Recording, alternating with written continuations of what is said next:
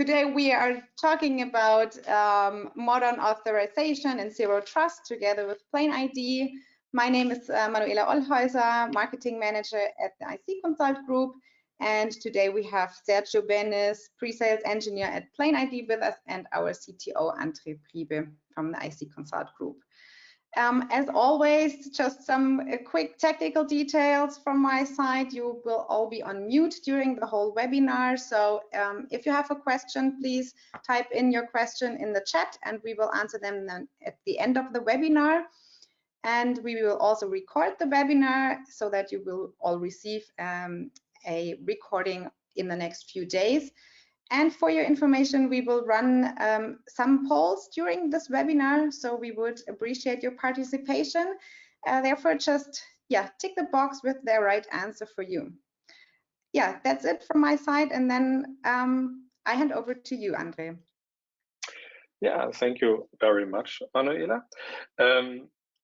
So, zero trust is something I assume everybody of you heard about a lot, and today we will focus a little bit about the challenges when it's about implementing zero trust, especially when it's come to authorization. Before we start, let me give you a short overview of the IC Consult Group. IC Consult is a system integrator which is completely focused on identity and access management. Within the IC Consult Group, we have different brands focusing on the different challenges of an identity access management journey. So providing advisory services, business consulting at the very beginning, doing all the architecture integration and implementation work, but also providing everything which is required to have a robust and reliable service 24/7 based on defined SLAs and so on, or getting the complete package as a service style. The IC Consult Group has now worldwide more than 600 employees in Europe, US, and in China.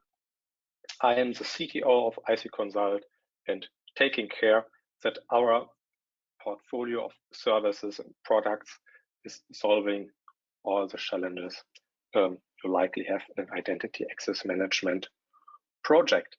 Therefore, I'm very excited to talk here today together with Sergio from PlainID.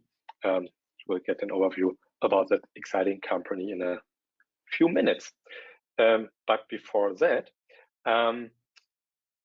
we would like to ask a question about your progress, about your maturity when it is about that hot topic of zero trust.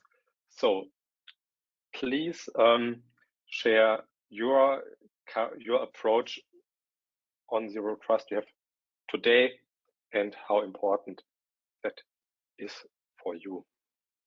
So I give you a few seconds there to answer that question, and then we'll proceed in 30 seconds with the presentation.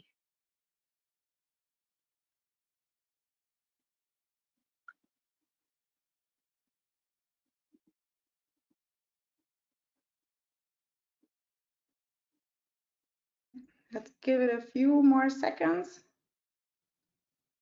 There's still some answers coming in.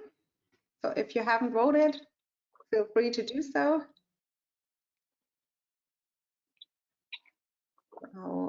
Otherwise, yeah, some are still coming in, but I would say that we will close it now. And okay. I can also, yeah. Great. I can share the results now or later. Let's have a look to that later. Very excited to see the results. First of all, let's talk about zero trust, and let me provide you a very short summary of the core idea that gives the same understanding as soon as Sergio then is going into the details about the authorization journey. The goal of zero trust is very simple. In the past, we had typically the untrusted zone, the internet, something like that. Then some kind of border you have to pass, and then a huge zone of implicit trust, typically the corporate network. And the core idea of zero trust, driven by the paradigm of assume breach. The core idea is to make that zone of implicit trust as small as possible, moving it to the right, and try to have it as close as possible to the valuable resources.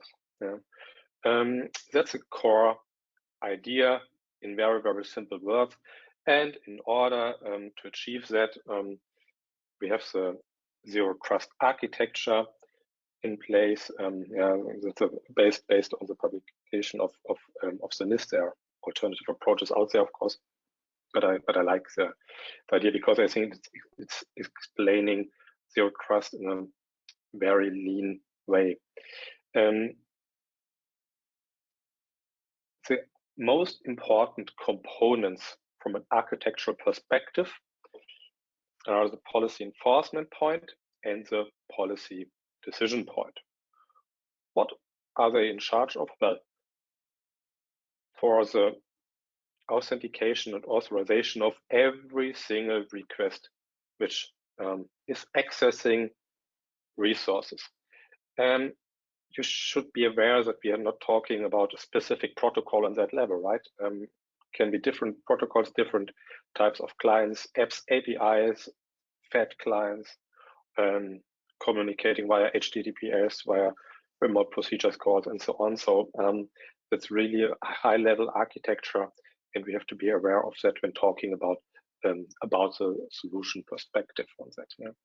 And also, the idea is that to make a decision on the authentication and authorization, we are going to leverage a lot of information which are already out there, like a CDM system with device information, leveraging threat intelligence information, saying, okay, we know that there are right now specific that there's a specific threat out there which maybe results in a different decision on authentication or authorization for example, specific countries, specific clients, specific user groups, whatever.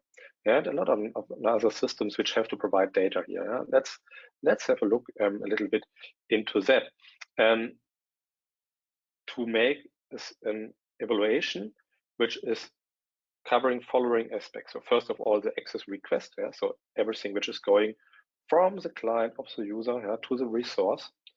The subject database, so all information about the user itself. For authorization, it's clear in the traditional world we are talking about roles, which results in specific privileges for that resource. Asset database, so every information we have about the device. Of course, the policy requirements a specific resource has, for example, based on a data classification, or other kinds of categorization, and the threat information. And now the difficult thing is, if you start your zero trust journey, there are vendors out there which are telling you, okay, we are going to provide you the zero trust solution, get our product and you are done. And that's kind of expectation management, which typically results to a lot of challenges in the project, as we have typically a very inhomogeneous IT landscape, and therefore I would like to talk a little bit about the challenges. First of all, the policy enforcement point. Have in mind that we are talking about different kind of protocols here. It's not always HTTPS and the browser accessing it, or mobile app. It might be that we're talking about user communities within your organization which are accessing a database, via a kind of via a JDBC, ODBC connection, and building a zero trust architecture and saying, okay, we are just focusing on the part of the challenges we can easily solve, will result that likely very, very critical aspects are not covered at all. That's something what we have to have in mind if we're talking about policy enforcement points. The next thing is that likely you have a couple of components already out there in your IT landscape, which are very good policy enforcement points. You don't want to replace them because they are doing much more than just policy enforcement. Good example for that are API gateways as part of a larger API management solution, which are covering a lot of aspects, not just policy enforcement, but they're a good component to leverage when it's about the overall architecture. A couple of web application firewalls and proxy components and so on. The next thing is a policy decision point. Very, very important component, because very closely related with the policy decision point are the point for policy administration, of course, and something what you typically don't want to end up is in a situation in which the policy decision point, which should take care about of all resources in your enterprise, is something just a very skilled, trained team can work with. As you then might end up in a situation in which you build up a bottleneck, in which identity access management is going to slow down the projects, IT projects within your organization. That's a situation you want to prevent. So having that policy decision point in a way that you can easily communicate with the owners of the resources to build the right policies is absolutely crucial for the success of a zero trust approach. Then we have systems we want to leverage, like systems which provide information about assets, devices, and so on.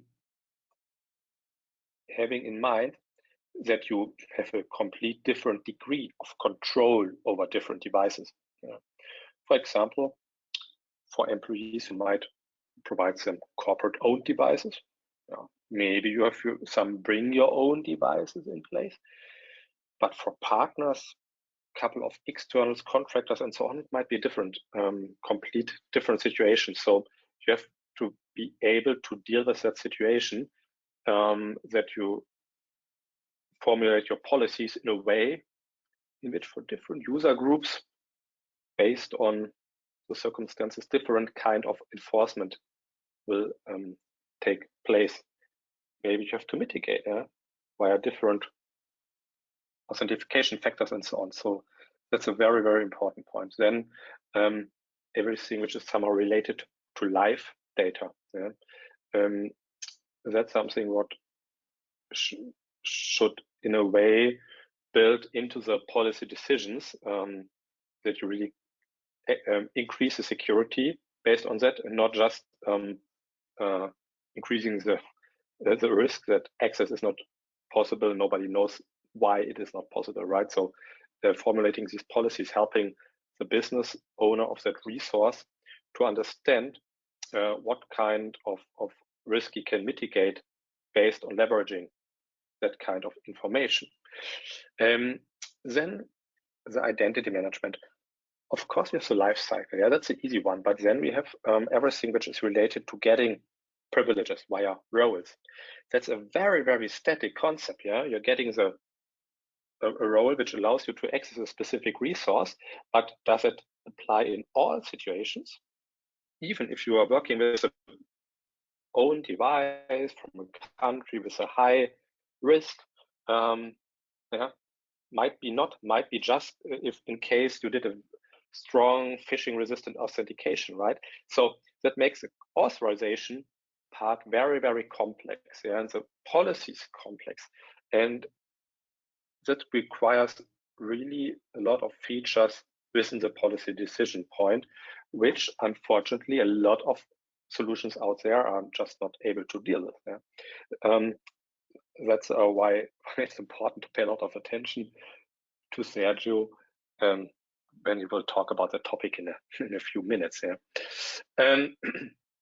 So my advice really is based on the zero trust initiatives we are working on with our clients, is focusing a lot on the policy decision point with a whole policy management you have to do,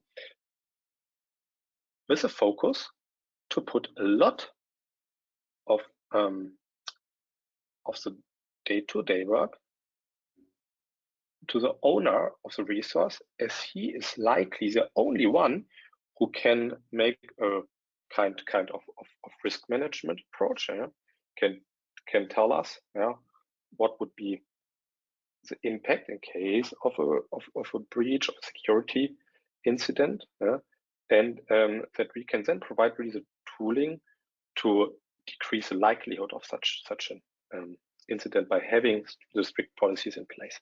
And also leveraging what is out there, the components which might act as a policy enforcement point by finding the right way to integrate it with an arbitrary policy decision point. That's also something we'll learn about in a few seconds, I would say. All right. That's it from my side. I would like to hand over to Sergio, explaining us how PlainID helps in such a zero trust architecture approach. Thank you, Andre. Can everybody hear me? Yes, we can. Yes. Perfect. Thank you. Following where the Andre's part, I'm going to talk about how we at PlainID cover the authorization part of in the zero trust environment, in zero trust world, and in general of authorization. Obviously, giving you also an overview of who we are, what we do, etc. But before we go into that, I'm going to ask you a question, which is, about authorization and whether, do you think is the right time to modernize authorization? Is it right now the right time?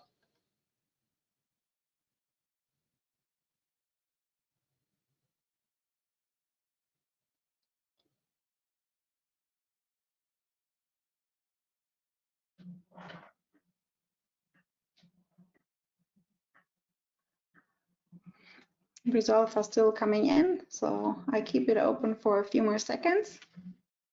Thank you, Manuela.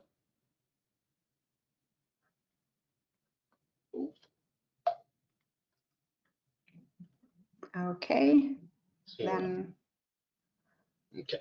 give us your vote, and I will close the poll now.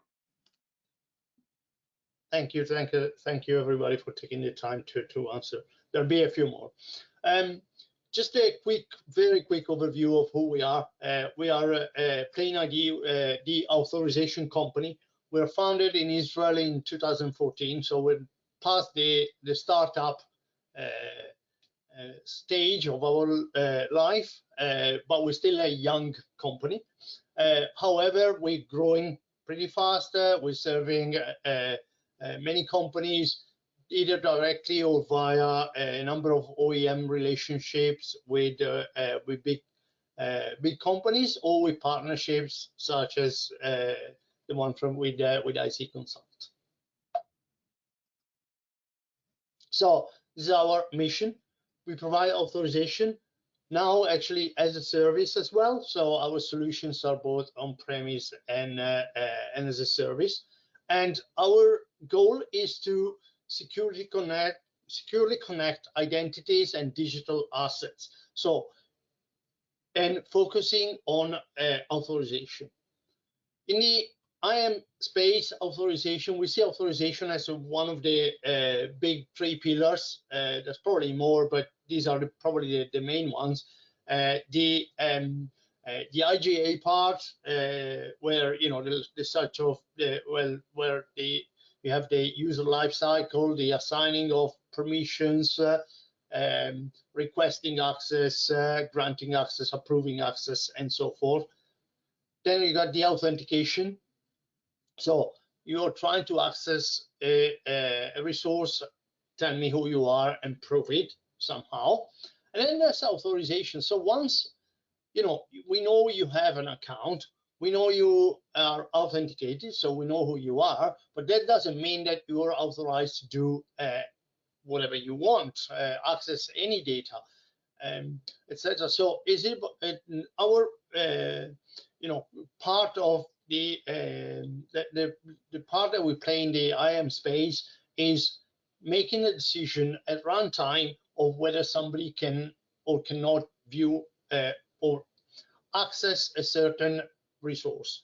It's not just a matter of yes or no. It's also we also provide ways to request give me the list of what assets this user can access right now, or can whatever they can do on these assets at a certain point. We have another question. So from the business perspective, from business perspective, which business enablers drives the need for new authorization in your view? And I'll give you a few more seconds. By the way, we'll have time at the end for a Q&A in case you have questions. So you'll have time to ask questions at the end, both for myself or for Andre.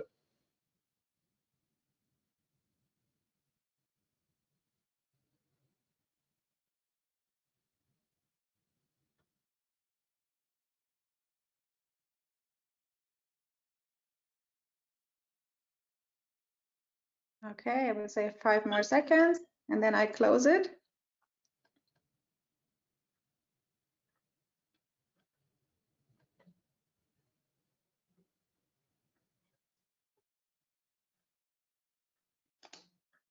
Thank you, Manuela. So, authorization. Here are some of the challenges that we see every day in authorization. We see, unlike the identity and the authentication, authorization is still very, very fragmented, very embedded into applications, especially when it comes to fine-grained authorization. So where a user can access a certain record in a database, or a certain data from a user profile, from an asset that could be a bank account, a policy insurance, a patient record, or opening a specific door in a system. Authorization really plays everywhere, but is often very embedded into the code. It's very unusual still to have authorization as a centralized management, and this provides, this brings a number of challenges. The fragmentation, of course, but also difficult to manage. Always having different teams, keeping consistency between different applications, different areas of the business, and in the end, it can actually bring to poor user experience, which, especially in areas where we're talking about customer IAM rather than internal, where in which case the user experience is probably the most important thing that you want to provide to your customers. And as I was saying, the evolution of authorization and how it's moving, is not completely, it's not a complete disaster, but it's still some way to go. We started a few years ago with ACLs, basically. So that was the first attempt to sort of centralize authorization. Then we moved to, or the world moved to role-based access control, the principle of you have permissions related to whatever job, whatever role you have at this moment, or in the company, as a customer, as a partner, etc. But soon realized that that wasn't enough. Often these ended up with explosions, role explosions, and with companies having even more roles than users themselves, their employees, which exposed how difficult it was to actually manage in an efficient way the role-based access control.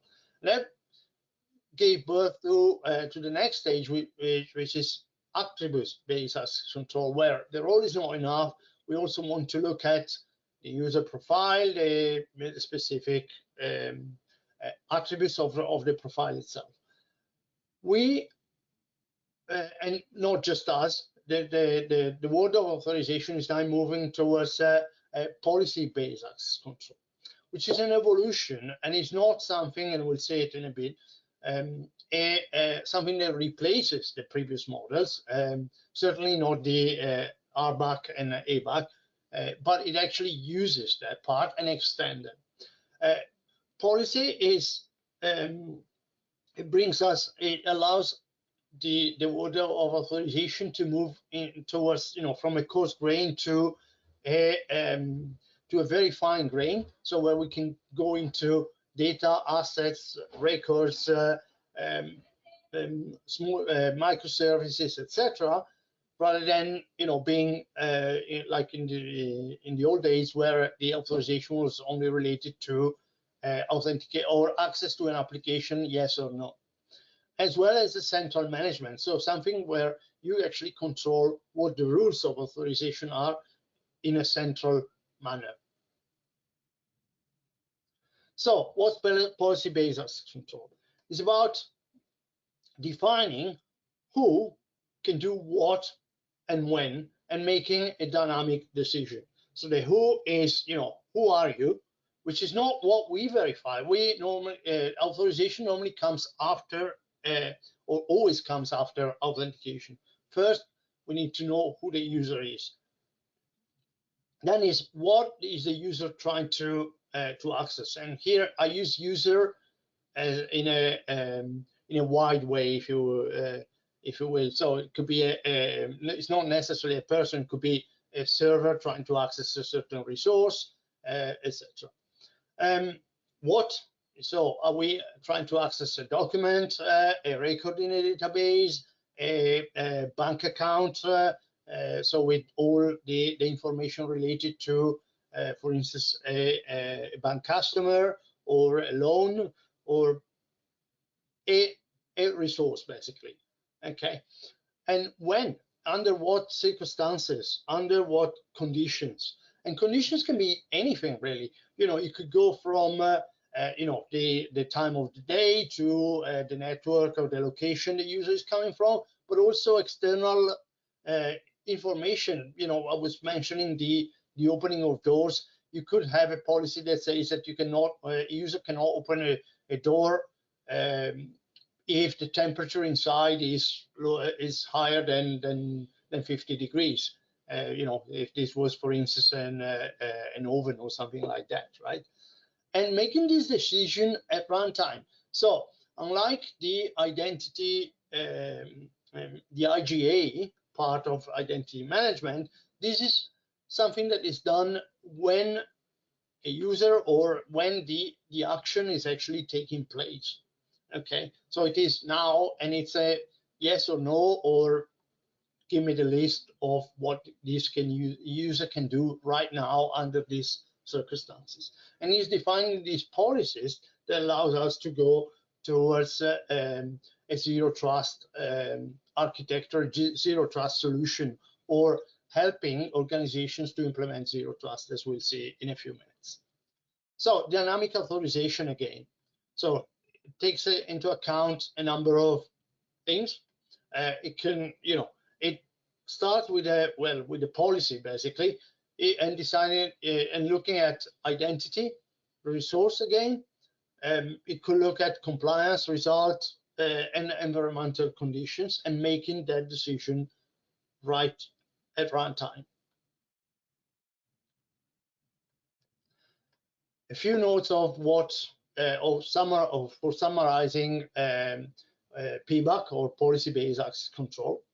The important thing, I think, is first is that it's a business-oriented approach. So this is these are policy rules that are dictated by the business, by, as Andre was saying, the resource owner, meaning for instance, the application owner or the responsible for the financial department, etc., that own the resources, the data, the information related to a certain area.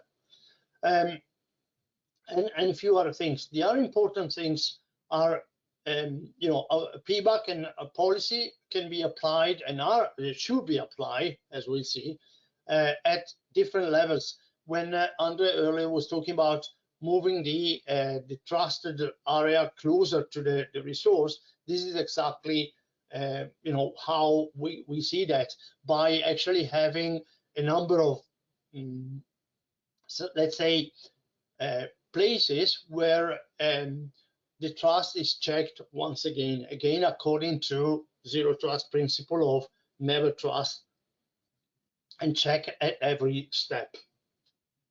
And the last important thing that I want to point out here is that policy-based access control is not an alternative to role-based access control or ABAC. It's rather an evolution. It uses, so a typical policy will actually use as part of the information to make a decision the user role and the user profile attributes, and potentially match them with some metadata from the resources that are being accessed. A typical example could be, a doctor can access records of patients in the same surgery where he operates, and maybe where he is logged in today, for instance, and not, if it works in more than one. It becomes difficult. It's something that will be difficult to manage with simple role-based access control, but it still uses the role of the doctor and the patient.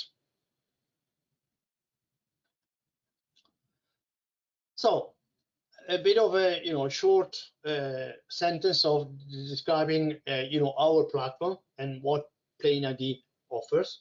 So an important of a centralized authorization, centralized management, that control who can access what across, let's say, the enterprise technology stuff, but I would say who can access what in general.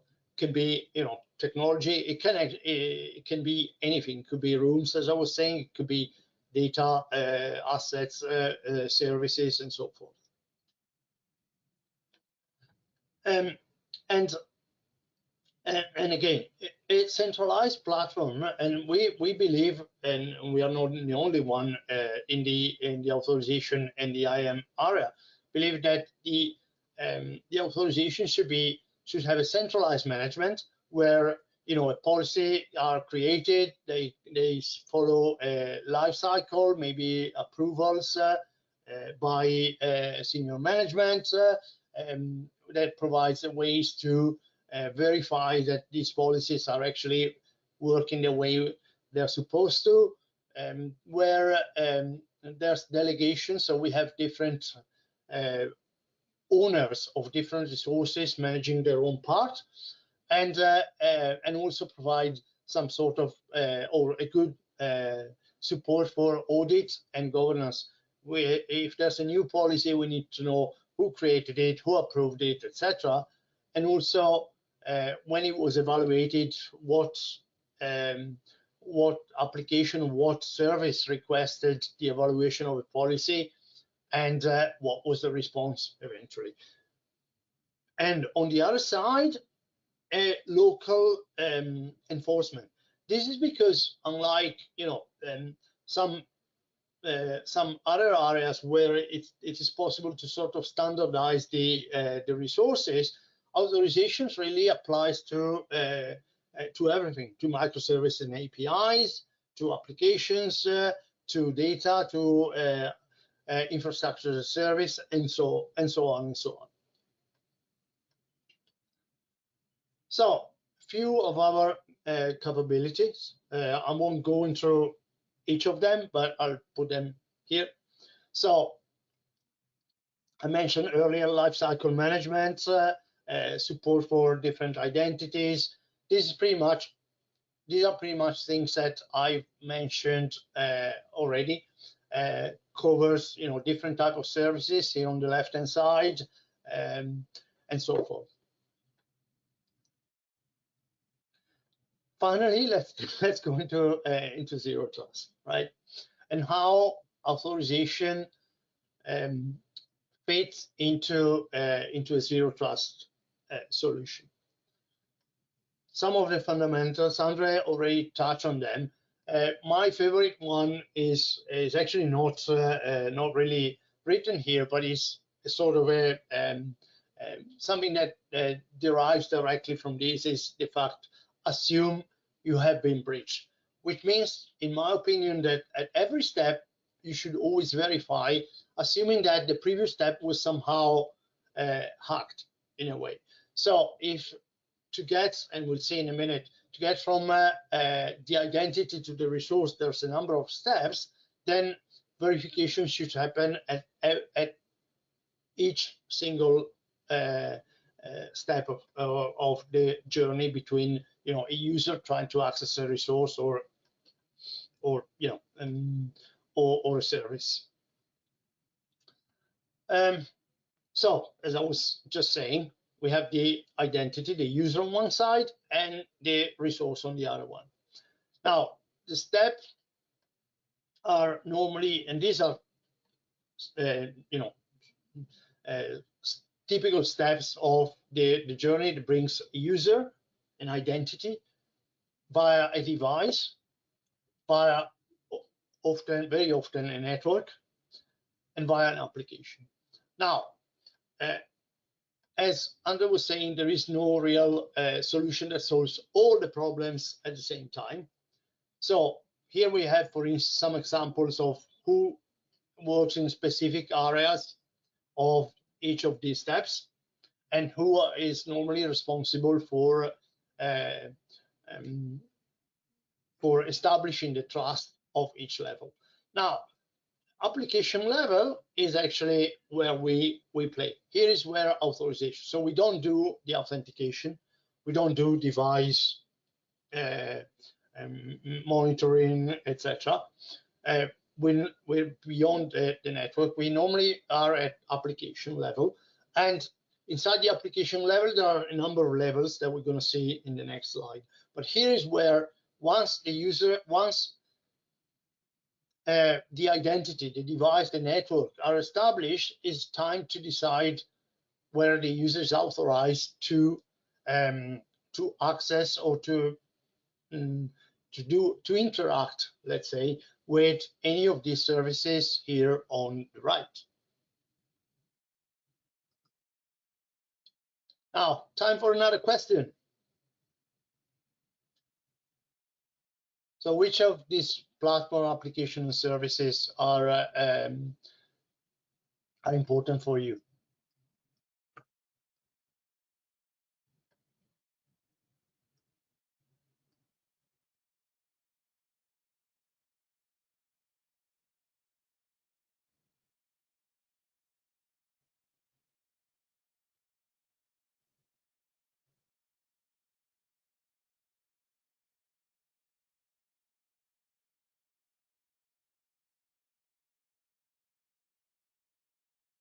I'll give you a few more seconds.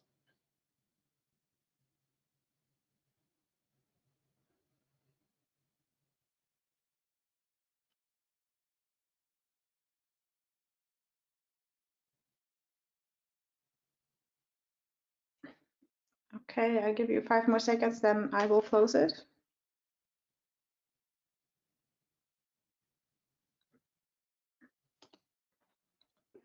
Thank you, Manuela. So, was talking about the application and the levels and the sub levels, let's say, in the step that goes from the application to the resource itself. Here's an example where there are different layers in a typical modern application. So after passing the the network up here, we go to application level itself. So application meaning the full application can be a web application, even a client server, or mobile app, etc.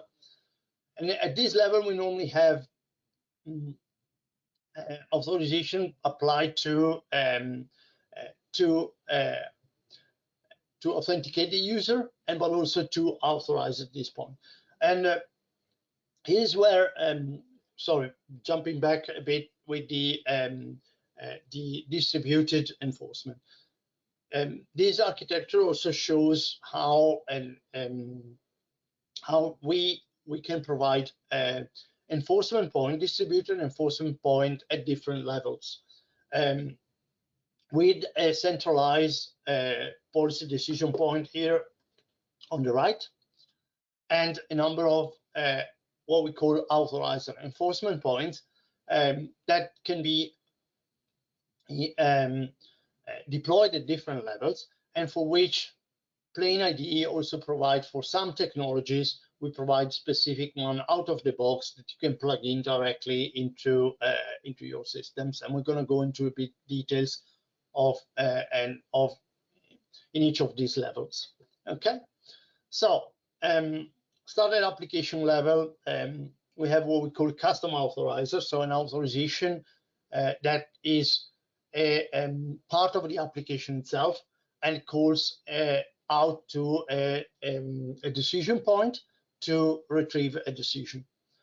Well, something that we call the token enrichment, which helps to provide authorization for identity providers and provide the information about authorization via the standard tokens, such as the IDP tokens that a normal the tokens that in a normal IDP provides, such as SAML, OpenID Connect, etc. Normally, there's a second level these days, an API gateway, where we, for some specific technology, we can provide authorizers, so enforcement point plugins, in other words, for specific technologies, specific API gateways, to simplify your integration with the authorization. So a policy enforcement point to interact with a policy decision point. Another level, we're going to, these days, a lot of applications are built via in a microservice, following microservice paradigm. And here again, there's another level where the policies can be enforced. And again, for some, we can provide some of the some specific authorizer enforcement point plugins for specific technologies. And finally, data level with verification for or enforcement for gateways, for data gateways, for data service solutions, and so forth. Okay, so a bit more information, and here we actually see how we can enforce. We can provide enforcement or authorizer for specific technology. Here there's some where in this case, for instance, a user authenticates wants to authenticate to an application, and it gets authenticated by an identity provider, which interacting with a policy decision point can enrich the token that is normally provided then to the application. So normally this identity provider provides information about the user via tokens, and this is where we can enrich that token and provide claims, so information about the user and about what they are authorized to do, to see, etc. Okay, there's a few steps here. Conscious of the time, I'm going to move quite quickly, but I hope it's quite clear. The second one is the application itself. So having the application itself requesting authorization decision to our PlainID policy manager. So, and this happens after the user is authenticated. So the user tries to access an application, gets authenticated by any identity provider, and then for operations or for access that the user wants to, or services that the user wants to access, there's a request going directly to our policy managers, to a policy decision point, and then enforce inside the application. So the decision is made by the PDP, the enforcement is done directly in the application in this case. And again, there's a few steps. Okay, so after the authentication, where the application requests a decision. The next level we saw is the API gateway. We have, as I said, specific for some technology. So for some more are coming and will come. We work on that, obviously. So once the user has passed the authorization at application level with either of the previous methods explained, is about the API gateway. Now, just a sort of a side note, obviously, it's not necessary to have all these levels, but if you do, the zero trust paradigm recommends that you have that you verify at every single step, right? So again, in this case, the application has verified the user is authorized, user is now calling an API. And here is where we've developed for certain technology interceptors that are plugins for certain API gateways that will authorize or not, that will call out for a decision and pass on the request to the following layer based on the decision. In other words, if you're authorized, your request goes through. If you're not, your request is denied basically, and a message is sent back to the application.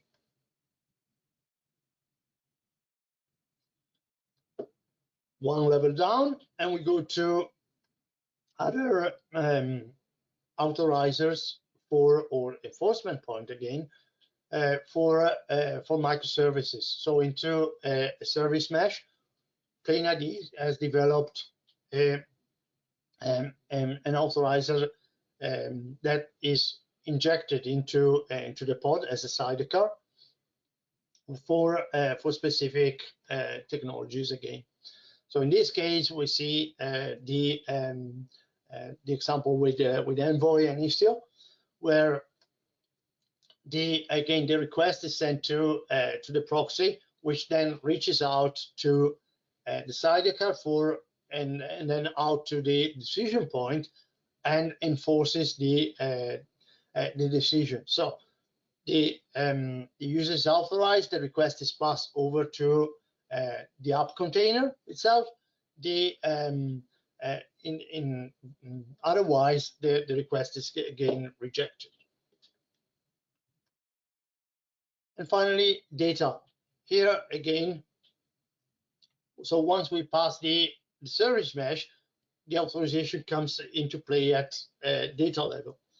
And again, a number of authorizer we've developed for specific technologies listed here. Some are in nearly ready, actually. They're not all ready, but most of them are. And a few more will come in the future. Again, this is about actually authorizing access directly to data in a database. And depending on the solution, the architecture that you've implemented, we have different type of authorizer. That can be for data gateway, and we've developed a few here for data virtuality, Trino, etc. Just to name a few. Some other for data services running service mesh again, but also so a proxy that will actually apply authorization policies to a let's say an SQL request, and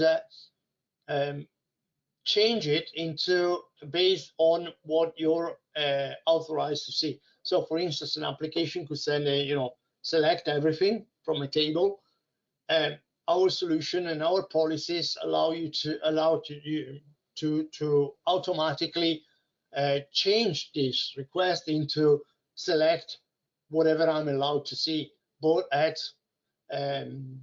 records, in terms of what records can be seen, but also what fields of the record. So if you're not allowed to see the social security number of somebody for whatever reason, because your policy says so, then that column will be removed from the request, and the user will only get back the data that they're authorized to see. Last question, and I'm sorry I went a bit long, but this is really the last question from us, and then it's time for questions from you.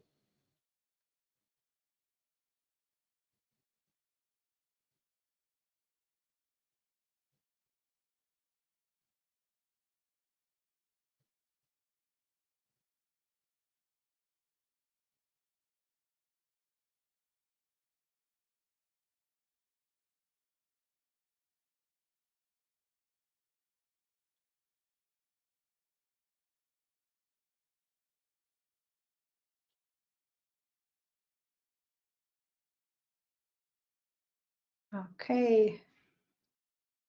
Still coming in some answers. Yeah, we can probably leave for another minute or so. After this is time for your questions.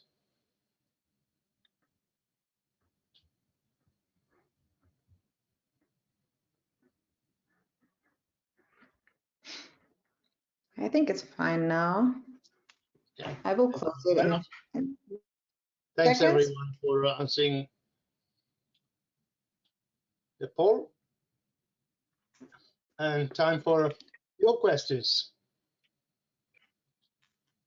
Exactly. So if you have any questions, please feel free to type them in so that Sergio and I can pick them up. And Sergio, thank you very much for providing us these insights into PlainID. I think it was now more or less clear how authorization can really improve the overall zero trust architecture.